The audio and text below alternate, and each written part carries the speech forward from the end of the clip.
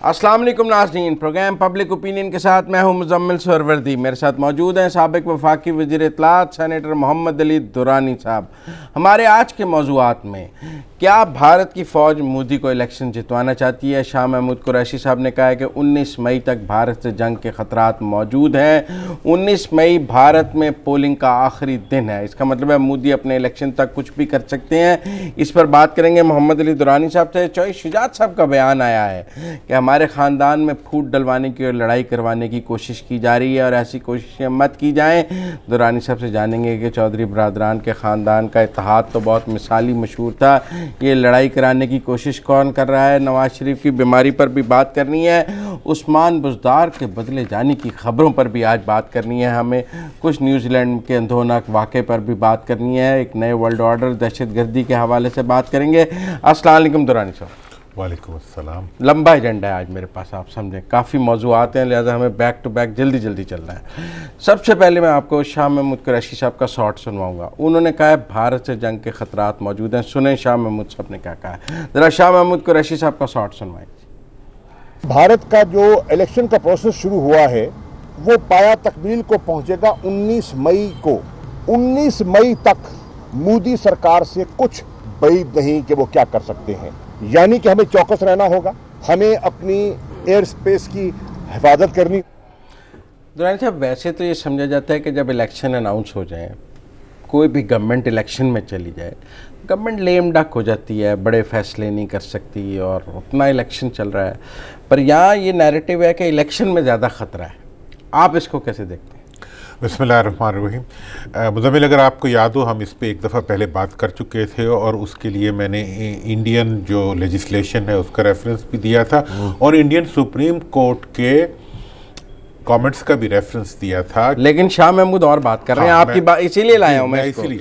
तो मैं ये समझता हूँ कि इस वक्त भारतीय आइन और कानून के तहत और उनकी जुडिशरी की जो वो है इंटरप्रिटेशंस है उसके तहत मोदी के पास मोदी के तमाम अख्तियारात इस वक्त या इलेक्शन कमीशन को जा चुके हैं या इलेक्शन को किसी तरह भी मुतासिर करने वाला कोई इक़दाम मोदी नहीं उठा सकता। उसके बावजूद अगर कल इमरान खान साहब ने बात की ख़तरे की और आज वज़ीर ख़ारजा ने की, तो ये आप इसको लाइटली नहीं ले सकते। लेकिन इससे एक चीज़ नई सामने आती है, वो ये है कि मोदी का इस वक्त जो दहशत गर्दी पे मुश्तमिल और असबियत पे मुश्तमिल और शिद्दत पसंदी पे मुश्तमिल एजेंडा है, उसकी बैकिंग इंडियन इस्टेब्लिशमेंट कर रही है। अच्छा, और मैं ये समझता हूँ कि जो हजीमत उठाई है भारतीय फ़ौज ने और जो उन्हें इस वक्त एक अपनी कमज़ोरी का एहसास खुल के सामने आया है और उन्हें ये महसूस हो रहा है कि वो इस वक्त अपने फ़ौज, अपने जिसे कहते हैं अवाम, खुद अपनी नज़र में उनकी हैसियत इस वक्त मुतासिर हुई है। तो ऐसी सूरत हाल में उनकी एक ज़रूरत क्या है? एक उनकी ज़रूरत यह है कि मोदी आइंदा इलेक्शन भी जीते।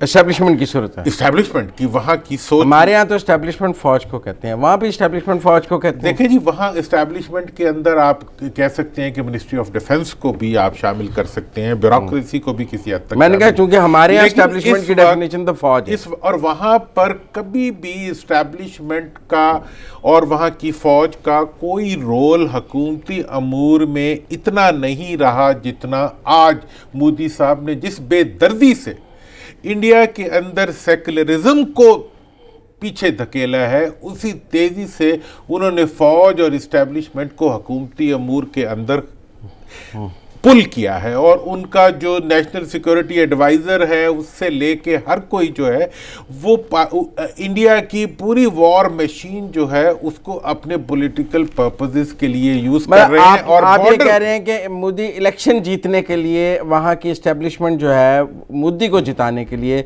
कोई मिस एडवेंचर कर सकती है एक। और ये मुझे लग रहा है, और शाह महमूद साहब का बयान भी इसी की तरफ इशारा कर रहा है कि वहाँ की इस्टेब्लिशमेंट जो है अगर और कुछ ना भी कर सकी तो बॉर्डर के ऊपर ज़रूर टेंशन रखेगी। उन्होंने कहा और इसमें एक और मैं आपको बताऊं कि इजराइल और जो इंडियन नेक्सस है ان سب کو اس وقت بھارت میں مودی سوٹ کرتا ہے. وہ مودی جو نیوزی لینڈ میں ہونے والی اتنی بڑی دہشت گردی کے اوپر بھی واحد ایسا حکمران ہے جو خاموش ہے, جس نے ٹویٹ نہیں کیا. تو میں یہ سمجھتا ہوں کہ اس وقت دنیا کی اپنے آپ کو سب سے بڑی جمہوریت کہنے والا ملک کے اندر خود جمہوریت جو ہے وہ ایٹ سٹیک ہے. اچھا نہیں, اب بھارت میں جو الیکشنز ہو رہے ہیں نا, اس کی بڑے عجیب ایک تو وہاں ہے کہ مودی صاحب خود کو چوکیدار کہتے ہیں میں چوکیدار ہوں. اب وہاں نعرہ لگ رہا ہے کہ چوکیدار چور ہے. میں آپ کو سنواتا ہوں ذرا مودی صاحب خود کو چوکیدار کیسے کہتے ہیں, اور پھر جو چور ہے کہ جو وہاں بات چل رہی ہے, ذرا ناظرین کے لیے بھی آپ کے لیے پھر اس پر بات کریں گے. ذرا پہلے سنوائیں مودی صاحب کیسے خود کو چوکیدار کہتے ہیں. اچھا جی, یہ آپ نے سنا, وہ کہتے ہیں مجھے پردھان منتری مت بنائیں. یہ تو الیکشن سے پہلے انہوں نے خطاب کیا تھا. اب وہ چوکیدار ہو گئے نا, وہ خود کو چوکیدار کہتے ہیں. چوکیدار بن کے وہ دہلی آئے. جیسے شہباز شریف صاحب خود کو خادم اعلیٰ کہتے تھے نا, وزیر اعلیٰ نہیں کہتے. مودی صاحب یہ ان سے انسپائرڈ تھے یا وہ مجھے نہیں پتا, مطلب اپنے لیے یہ چوکیدار یوز کرتے تھے. جیسے شہباز صاحب کہتے تھے مجھے وزیر اعلیٰ مت کہیں, مجھے خادم اعلیٰ کہیں. اچھا, اب انہوں نے خود کو چوکیدار بنا لیا. اب چونکہ وہ چوکیدار بن کے پی ایم بنے, تو اب چل رہا ہے چوکیدار چور ہے. وہ ذرا سنیں, وہ زیادہ مزیدار ہے, ذرا وہ سنوائیں جی.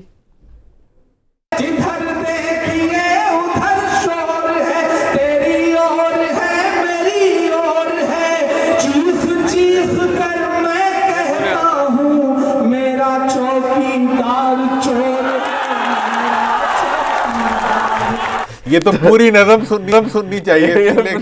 میں نے کہا ٹائم کم ہے تو اس لیے اب یہ پوری نظم ہے کہ کاجل کو چرا لیا اور وہ سارا بنا کے انہوں نے کہا کہ جی بہرحال نیکسٹ سال یہ ہے کہ چوکیدار چور ہے. صحیح, ٹھیک ہے نا. تو اب ایک طرف تو مودی کو یہ ہے کہ وہ پریشان ہے اس سارے پہ کہ مجھے چور کہا جا رہا ہے, تو دوسری طرف جنگ کے خطرات ہیں. دیکھیں میں آپ کو بتاؤں, مودی کا جو چور ہونا ہے اور مودی کا جو سرحد پہ ان کو امبیرسمنٹ ملی سکسیس کے بجائے, مودی کا جو ٹارگیٹڈ آپریشن کرنے کا اعلان تھا اس کی ناکامی, یہ ساری ناکامیاں جو ہیں یہ اس طرف اشارہ کر رہی تھی کہ مودی کے الیکشن میں اس کو نقصان پہنچے گا. لیکن چونکہ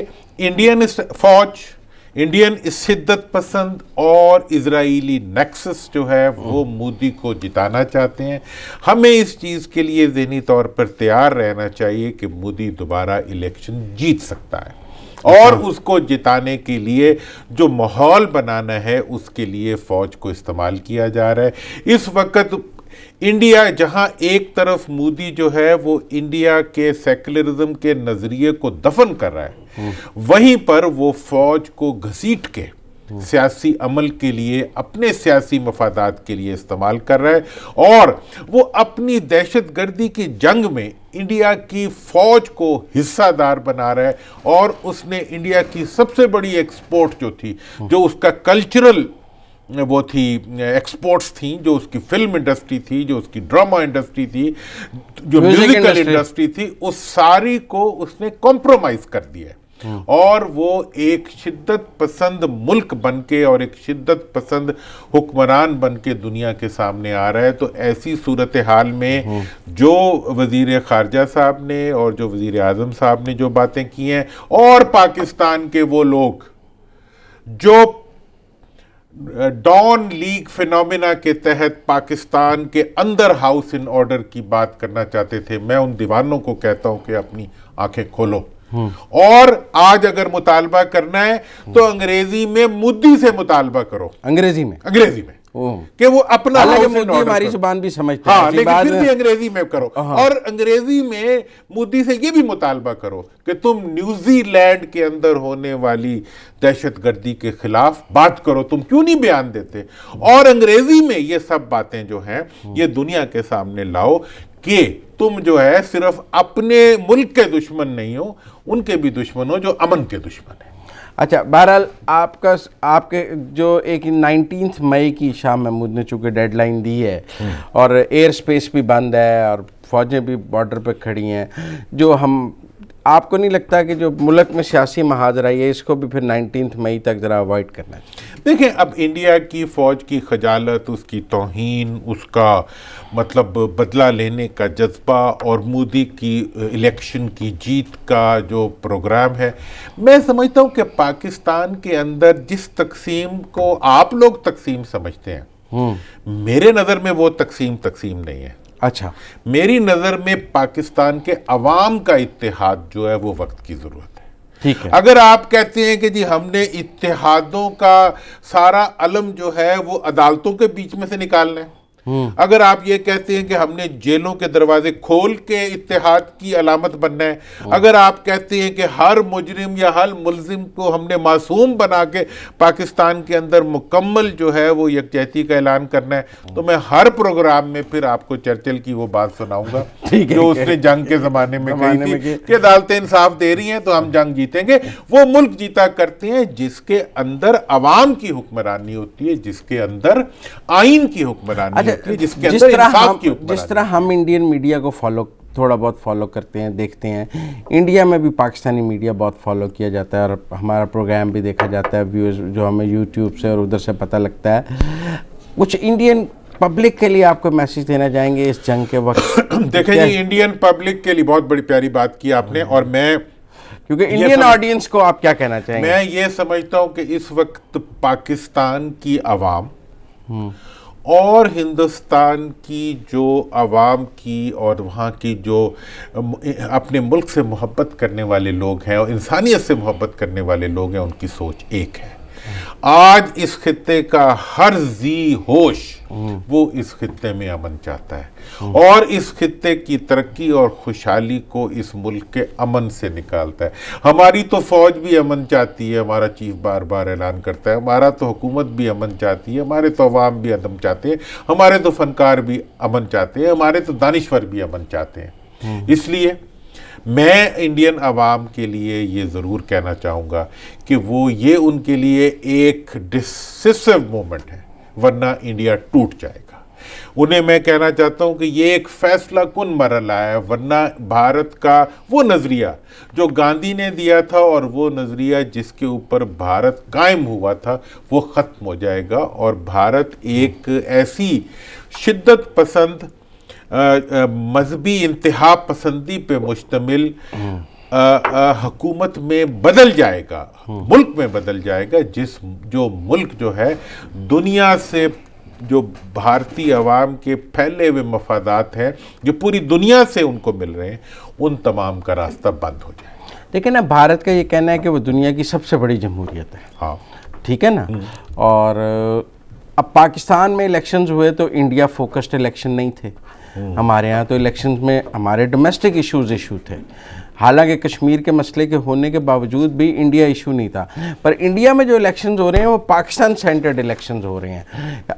ہر کوئی ایک دوسرے کو پاکستان مخالف زیادہ سے زیادہ ثابت کرنے کی کوشش کر رہا ہے، کوئی پاکستان کا حمایتی ثابت کرنے کی کوشش کر رہا ہے، کوئی کہہ رہا ہے مودی نواز شریف بن گئے ہیں، کانگریس والے کہہ رہے ہیں، وہ ان کو کہہ رہے ہیں کہ آپ پاکستان کے حمایتی ہیں، ایک دوسرے کو وہ ایسا لگتا ہے سارا الیکشن پاکستان پر ہو رہا ہے، ووٹر کا ذہن جو ہے وہ پاکستان اینٹی پاکستان۔ مودی نے اپنے آپ کو وہ کہا، اپنا چوکیدار کہا، تو اس نے ہمارے وزیر اعلیٰ صاحب کی وہ کی، انہوں نے پہلے خادم اعلیٰ بن گئے تھے تو اس نے کہا چلو میں چوکیدار بن جاتا ہوں، ٹو بی مور ہمبل۔ اچھا جی، اس کے بعد جو آئندہ کی سیاست انڈیا کے اندر چل رہی ہے اس کے اندر یہ کرپشن لے کے آئے، اپنا انہوں نے ایجنڈا بنایا، انہوں نے عمران خان صاحب نے کہ میں کرپشن کے خلاف عوام کا ایک فیس ہوں۔ اب مودی کے مقابلے میں وہاں کی اپوزیشن جو ہے وہ کرپشن کے ایشو کو، جو جینوئن ایشو ہے، اس کو اٹھا رہی ہے، چوکیدار چور ہے کہ نام کے اوپر وہ اس کو لانے کی کوشش کر رہی ہے۔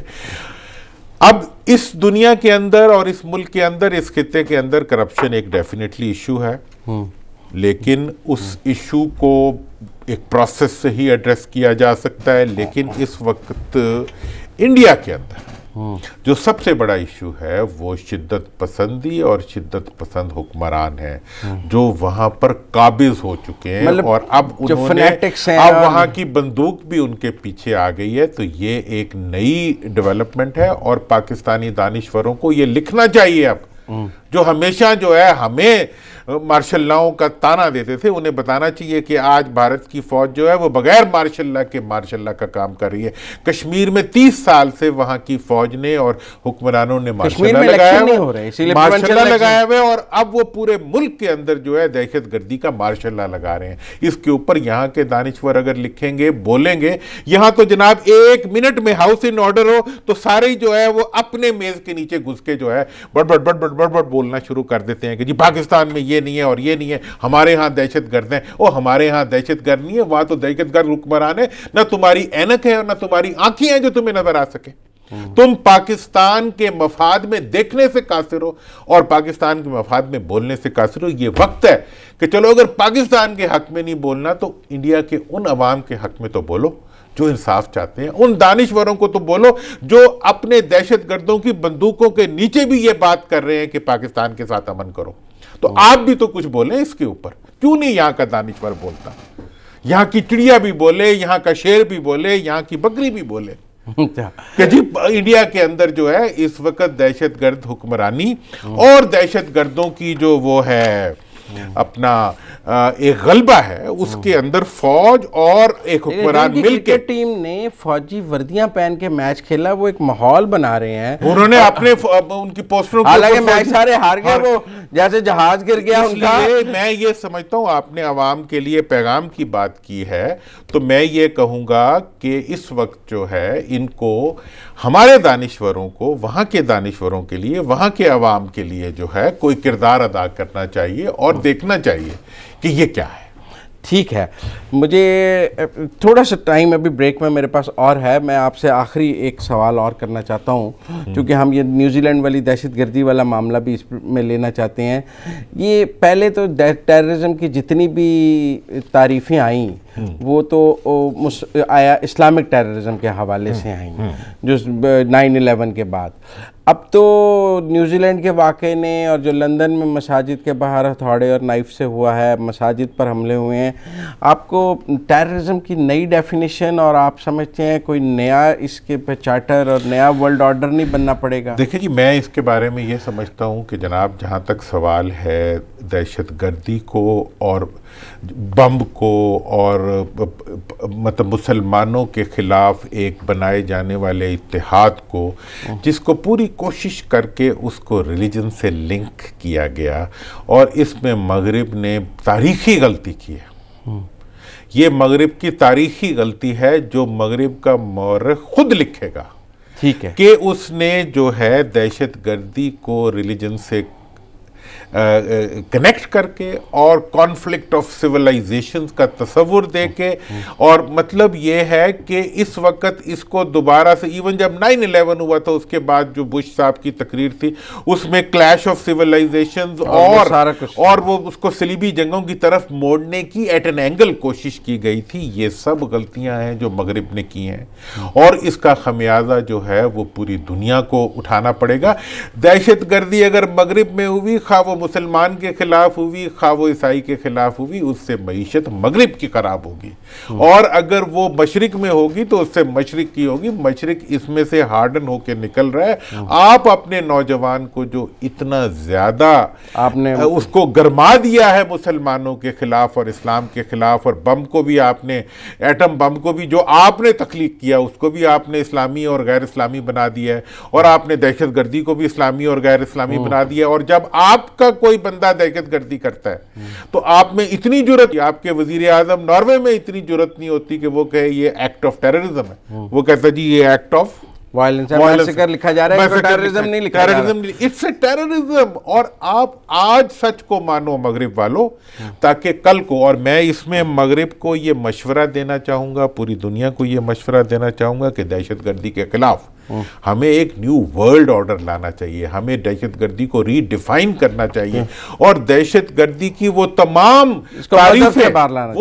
تعریفیں جو مزید دہشت گردی کو جنم دیتی ہیں ان کو ختم کرنا چاہیے۔ ٹھیک ہے، مجھے بریک لینی ہے ناظرین، بریک کے بعد آئیں گے تو کچھ چودھری خاندان کے بارے میں بات کریں گے۔ چوہدری شجاعت صاحب کے آج کا جو بیان ہے کہ ہمارے خاندان میں لڑائی کرانے کی کوشش کی جا رہی ہے، اس تناظر میں درانی صاحب سے بات ہوگی، لیکن بریک کے بعد۔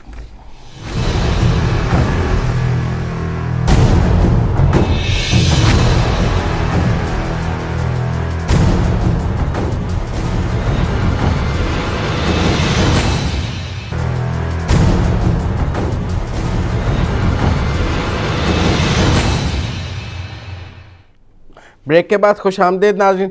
درانی صاحب, میں آپ کو چوئی شجاعت صاحب کا بیان ذرا تھوڑا سا پڑھ کے سنانا چاہتا ہوں. ہم نے نہیں پروگرام کیا, اس حوالے سے مختلف اور لوگوں نے کیا ہے. انہوں نے کہا کہ ہمارے بچوں میں پھوٹ ڈالنے کی کوشش ناکام نہیں ہوگی, کامیاب نہیں ہوگی. انہوں نے ساتھ ساتھ یہ کہا ہے کہ ان کی, کیونکہ ہمارے بچوں میں کی تربیت چودھری ظہور الہی کے بنائے ہوئے اصولوں پر ہوئی ہے, اور مونس الہی کا نام جو ہے وہ پی ٹی آئی سے انڈرسٹینڈنگ کے تحت وفاقی وزارت کے لیے مونس الہی کا نام دیا گیا ہے. انہوں نے کہا کہ وہ ہمارے خاندان کو بدنام کرنے کی وہ لوگ کوشش کر رہے ہیں جو پنجاب میں چیف منسٹری کے امیدوار ہیں. اب جو چیف منسٹری کے امیدوار ہیں اور وہ نہیں بن پا رہے, تو اس کا غصہ بھی وہ چودھریوں پہ نکال رہے ہیں. اس لیے اس میں انڈائریکٹ ایک میسج یہ بھی ہے. انہوں نے کہا ہمارے گھر سے 3 بچے جو ہیں وہ رکن قومی اسمبلی ہیں, مونس کے بجائے آپ میں سے, لیکن وہ ان لوگوں کو سختی سے کہتے ہیں کہ لوگ باقیوں کو کہتے ہیں کہ آپ بن جائیں, مونس نہ بنے. کوئی سالک کو کہہ رہے ہیں آپ بن جائیں. تو ہم نے اس پہ کوئی پروگرام نہیں کیا, میں واضح کرنا چاہتا ہوں. لیکن چونکہ اب چوئی شجاعت صاحب کا بیان چھپ گیا ہے اور پبلک ہو گئی ہے یہ بات, تو پہلے ہم نے نہیں یہ بات ایسی کی. تو اب چونکہ یہ پبلک ہو گئی ہے اور آج سب جگہ یہ چھپی ہوئی ہے, ہماری اسکرین پر بھی موجود ہے, ہر اخبار میں چھپی ہوئی ہے, تو اس لیے میں نے اس کو ایجنڈے میں رکھا ہے. آپ اس کو, کیونکہ چودھری خاندان کا اتحاد تو ویسے بھی آپ کو پتہ ہے سب ایک مثالی ہے, شجاعت صاحب اور پرویز صاحب کا. تو ویسے تو نواز صاحب اور شہباز کے درمیان تو باتیں آتی رہی ہیں, شجاعت پرویز کے درمیان نہیں آئیں کبھی. دیکھیں اس میں بنیادی بات یہ ہے کہ اس اتحاد کو آپ ابھی بھی مثالی ہی کہیں گے, ابھی بھی. خبر صاحب نے کہا ہے, جو تربیت کی بات کی ہے وہ بھی انہوں نے ٹھیک کہی ہے کہ وہ اب یہ سارا معاملہ شروع کہاں سے ہوا. اب دروغ بر گردن راوی, وہ کہتی ہیں اینکر ہی کرا رہے ہیں, اب آپ کرا رہے ہیں, میں نہیں کرا رہا. اینکر نہیں کوئی کہہ رہا, مطلب میں پھر شہباز صاحب کو کوٹ کر دوں گا یا کسی پارٹی والے کو کوٹ کر دوں گا کہ وہ کہتے ہیں کہ شہباز, جب ایک تو پرویز صاحب سے عمران خان صاحب نے ملنے سے انکار کیا, اچھا, جس کا ثبوت یہ ہے کہ کبھی بھی اکیلے نہیں جاتے تھے چوئی صاحب, ہمیشہ ساتھ جاتے تھے. تو پرویز صاحب ساتھ نہیں تھے. ایک تو یہ انڈیکیٹر تھا جس کو کہ سب نے فیل کیا. چوئی صاحب نے بھی فیل کیا ہوگا. چوئی صاحب بہت ریلیجسلی پرویز صاحب کو ساتھ رکھتے ہیں اور کوئی ان میں آپ بال بھی نہیں گزار سکتے دونوں کے درمیان. دوسری چیز یہ ہوئی کہ جب وہاں پہ مونس کی وزارت کی بات کی گئی تو کہا یہ جاتا ہے کہ اس کی جگہ پہ انہیں یہ کہا گیا کہ آپ سالک صاحب کو وزیر بنائیں, تو ہم ابھی 2 گھنٹے بعد ان کا حلف کرا دیتے. مونس صاحب کے بارے میں کہا گیا کہ ان سے ریلیٹڈ کچھ ایشوز ہیں, مطلب تو وہ ایشوز کی وجہ سے ہم ان کو نہیں بنانا چاہتے. اور اس سے جو تھا یہ بات باہر آ گئی. نون والے بھی تمام حلقے بتا رہے تھے اور پی ٹی آئی کے بھی بعض حلقوں نے یقیناً بات کی ہوگی کہ خان صاحب نے, اور اس وقت لوگ ایکسپیکٹ بھی کر رہے تھے کہ فوری طور پہ وزارت مل بھی جائے گی اور مونس صاحب کو ہی ملے گی, چونکہ یہ ان کا, جوئی صاحب نے کہا کہ یہ ہمارا خاندانی فیصلہ ہے کہ مونس جو ہے, دیکھیں مونس کو ایڈوانٹیج ہے, وہ ایک طرف شجاعت صاحب کی سسٹر کے بیٹے ہیں اور دوسری طرف ان کے کزن کے بیٹے ہیں, تو مطلب ڈبل رشتہ ہے. اور سب لوگ کہتے ہیں بھی شجاعت صاحب اور پرویز صاحب دونوں کی چابی جو ہے وہ مونس کے پاس ہے, اور وہ اس کو بہت زیادہ پیار کرتے ہیں. اور اس کو بات یہ ہے جناب کہ یہ جو سچویشن بنی ہے اس وقت, یہ دیکھیں کسی اور نے نہیں بنائی. اب میں تو حق بات کر دیتا ہوتا ہوں. چودھری صاحب آپ کو پتہ ہے میرا تعلق ہے, ایک تو چودھری شجاعت صاحب بہت دانش مند آدمی ہیں. انہوں نے ہمیشہ کہا کہ جی میں اپنی زندگی میں اپنے بیٹوں کو الیکشن نہیں لڑاؤں گا, ہمیشہ. 2013 میں بھی کہا, 8 میں بھی کہا. تو لوگوں نے کہا جی پھر سکھن گے کس طرح؟ انہوں نے کہا جی جس طرح اسی سکھے اسی وہ بھی سکھ لین گے. مطلب یہ ہے کہ لیکن اس دفعہ چونکہ وہ خود الیکشن نہیں لڑے تھے تو انہوں نے مطلب خود ریٹائر ہوئے تو انہوں نے سالک کو آگے کیا, لیکن جو ہی آگے آیا مسئلہ بھی آ گیا. تو اس ساری سچویشن میں یہ سمجھتا ہوں کہ جہاں تک وزارت اعلیٰ کا انہوں نے کہا امیدواروں کا, تو اس وقت ٹیکنیکلی پنجاب کے اندر کنٹرول تو چودھری صاحبان کا ہی ہے. پنجاب کے, ہاں مطلب ہر چیز میں ان کا بزدار تو ایک بزدار ہے اور باقی سارے کے سارے وہ تو بیچارے بزدار ہے یا خرکار ہے یہ پتہ نہیں, لیکن اصل کام اس پر آپ سے پھر بات. لیکن میں یہ آخری بات یہ کرنا چاہتا ہوں اس سلسلے میں کہ دیکھیں جہاں پر بھی پارٹی خاندان کی ہوگی تو پھر تو اگر شاہ جہاں اور اورنگزیب ہوں, اگر اس کے بعد جو ہے وہ بے نظیر اور مرتضیٰ ہوں، اور ایون اپنا اسفندیار ولی اور بیگم نسیم ولی ہوں، اور آگے آپ چلتے پھر شہباز شریف اور نواز شریف ہوں، اور مریم اور وہ ہوں حمزہ ہوں، ٹھیک ہے نا جی. تو مریم کی بلاول سے تو دوستی ہو سکتی ہے، حمزہ سے شاید نہ ہو سکتی ہو، ٹھیک ہے. تو اس لحاظ سے میں یہ دست پستہ تمام سیاسی قائدین کو جن کا اس ملک کے اندر جمہوریت کے لیے بڑی قربانی ہے بشمول چودھری صاحبان کے، میں انہیں کہوں گا اگر آپ ایک مثال قائم کر دیں کہ پارٹیوں کو خاندانی بنانے کے بجائے ان کو سیاسی بنائیں، ان کو خاندانی بنانے کے بجائے انہیں جمہوری بنائیں، اور اس کے اندر یہ تو آپ پہلے بھی، لیکن ایک اور بڑی دلچسپ میں آپ کے سامنے سچویشن رکھنا چاہتا ہوں. جب نون لیگ کے ساتھ تھے چودھری برادران، تب بھی وہ نون لیگ جو تھی وہ شجاعت صاحب سے کمفرٹیبل تھی اور پرویز صاحب سے انکمفرٹیبل تھی. آج چودھری برادران پی ٹی آئی کے ساتھ ہیں، پی ٹی آئی بھی شجاعت صاحب سے کمفرٹیبل ہے اور پرویز صاحب سے کمفرٹیبل. لیکن یہاں رک جائے نا ذرا، اس وقت نون بھی تو ہے نا، نون تو چودھری پرویز لائی کے ساتھ کبھی کے دن بڑے، جب میاں صاحب اقتدار میں تھے تو اس اور چودھری صاحبان ساتھ تھے، اس وقت انہوں نے پرویز الہی صاحب کو بنا دیا تھا سپیکر.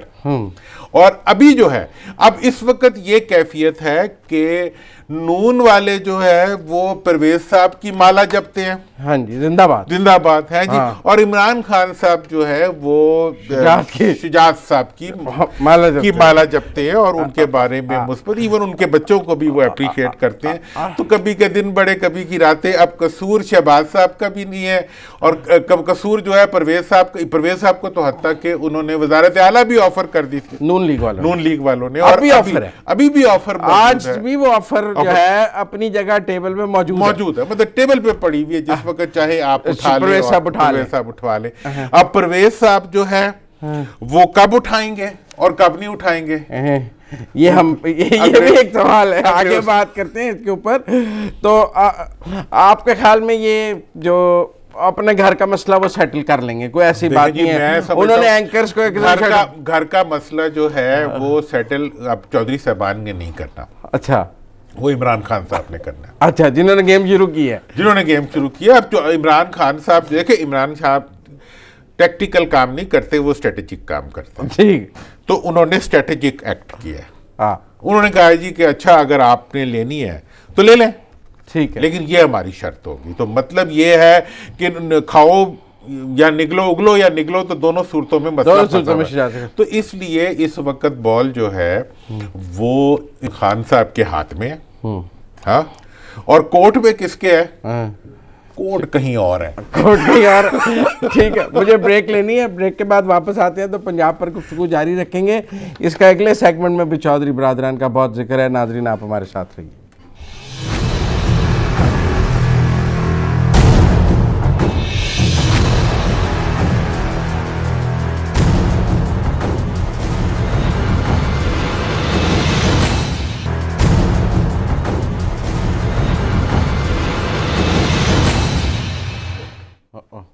بریک کے بعد خوش آمدید ناظرین. درانی صاحب، وہ جب سے وہ مرات والا چکر آیا ہے اور وہ وزیر اعلیٰ کی اور عمران کا ٹویٹ آیا ہے تو ایک ہوا بن گئی ہے پولیٹیکل اور میڈیا ہر جگہ کہ وہ جو عمران خان کے وسیم اکرم تھے عثمان بزدار، وہ اب وسیم اکرم نہیں رہے، اور ان کی تبدیلی کی خبریں بہت آ رہی ہیں کہ جی بس اب عمران ان کو چینج کرنا چاہتے ہیں. جیسے فیاض الحسن چوہان کو چینج کیا گیا ہے، جیسے اور چینج کیے گئے ہیں، ویسے اب بزدار کی باری ہے. تو آپ کو لگتا ہے بزدار چینج ہو سکتے ہیں؟ دیکھیں، عمران خان صاحب جو ہے ان کا ایک بنیادی یہ رہا ہے زندگی بھر کہ انہوں نے ہمیشہ نئے لوگوں کو ٹرائی کیا ہے. کرکٹ میں بھی وہ کسی کو دیکھا بالنگ کرتے ہوئے اس کو لے آئے، اس کے بعد اس کو چلایا، اور انضمام الحق مثال ہے، اور بہت سے مثال ہیں. تو سیاست میں بھی انہوں نے اسی انداز کے اوپر بزدار صاحب کے اوپر بیٹ کیا، پھر کمپلیٹ بیکنگ کی اس کی. لیکن جو اب ان کے حلقوں سے اور جو عمومی طور پر پنجاب کے جو حالات ہیں اس سے جو چیز ریفلیکٹ ہو رہی ہے وہ یہ ہو رہی ہے کہ ڈیلیوری کے بجائے ڈیلیز آ رہی ہیں، اور انوویشن کے بجائے ٹھیک ہے نا جی.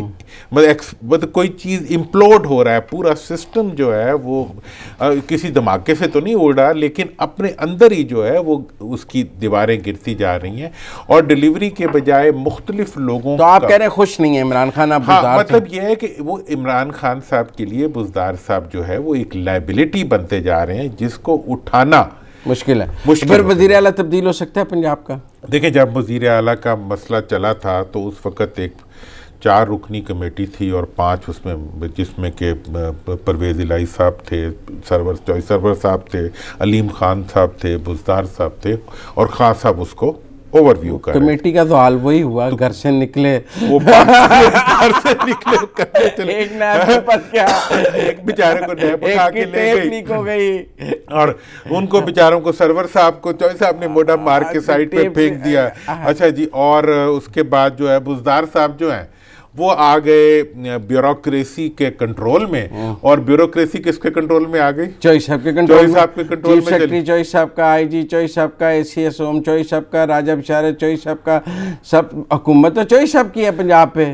بیوروکریٹک حکومت نا, کیونکہ اب دیکھیں آپ بیوروکریسی میں تعلقات ہی ان کے تھے, تو انہوں نے اپنے لوگوں کو لگوایا کہ ایٹ لیسٹ وہ میاں صاحب کے مخالف ہوں گے. اب میاں صاحب سے بھی ان کی اٹی فٹی برابر ہو گئی ہے, تو اب حکومت جو ہے پوری کی پوری عمران خان صاحب کے لیے ایک اٹر امبیرسمنٹ پنجاب بن چکا ہے. اور بزدار صاحب کو اس معاملے میں پرفارم کرنا چاہیے تھا, وہ نہیں کر سکے. ابھی بھی انہیں کرنا چاہیے اور کرنا چاہیے تھا. باہر نکلے اور اپنا استعمال کریں, بجائے اس کے کہ چھوٹی خاموشی توڑیں. وہ مطلب تو ہی نادا چند کلیوں پر کنات کر گیا, مطلب گھر سے نکل کے گھر تک کا سفر نہ کریں.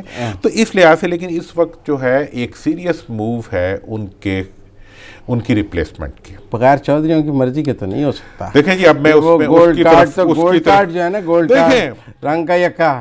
دیکھیں چودھری صاحب, ٹھہرے اس پہ میں 1 منٹ میں بات کرتا ہوں. میں ایک تو میاں اسلم اقبال صاحب, محمود رشید صاحب اور مراد راز صاحب, یہ نام ہے جو یہ 3 نام ہیں جو کہ PTI کی طرف سے اس وقت فلوٹ ہو رہے ہیں. اچھا, پہلی بات تو یہ ہے کہ جو ان کی کولیشن پارٹنر ہے یہاں پہ وہ ہے PMLQ. PMLQ جو ہے ان کی پہلی کوشش تو یقیناً یہی ہوگی کہ وہ تبدیل نہ ہوں بزدار صاحب. وہ ساتھ ہیں, بزدار صاحب کے ساتھ ہیں, اور یہ بزدار صاحب کی سٹرینتھ ہے, یہ ان کی سٹرینتھ ہے. اور اگر تبدیل ہوں تو وہ کہیں گے پھر راجہ بشارت صاحب آئیں.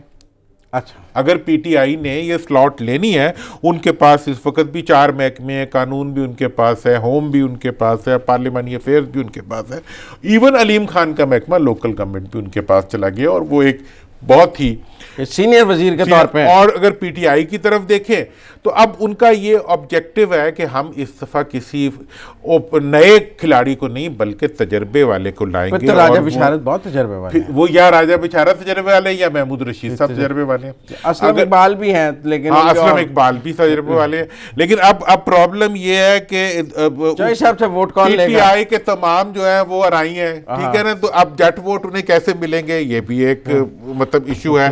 تو اس لحاظ سے میرا یہ خیال ہے کہ اس میں اگر تو عمران خان فیض یاب ہو گئے, ہاں, تو اس صورت میں تو وہ یقیناً چودھری صاحبان سے اپنی مرضی کا فیصلہ کرا لیں گے. اور اگر وہ فیض یاب نہ ہو سکے تو پھر ان کے لیے بہت فیض یاب انورٹڈ کامز میں بس فیض یاب. اور تو اس لحاظ سے جو ہے اس چیز کو ہمیں بہت دیکھنا پڑے گا اور سمجھنا پڑے گا.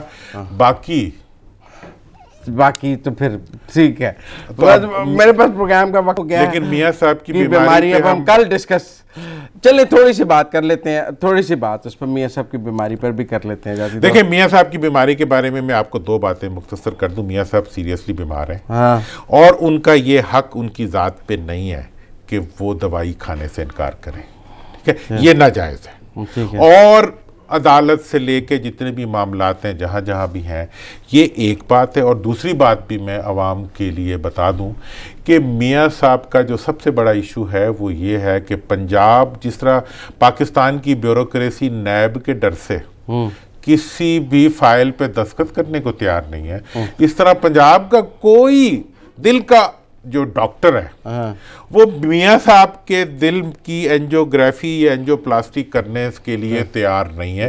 یہ ایک بڑا سیریس ایشو ہے, سب جان بچا رہے ہیں, اوپر جان بچا رہے ہیں, اس پہ ہم کل بات کر سکتے ہیں. اور مجھے ناظرین آج کے لیے اتنا ہی. اپنے میزبان مزمل سروردی کو پروگرام پبلک اوپینین سے اجازت دیجیے. کل دوبارہ آپ سے ملاقات ہوگی. اللہ حافظ.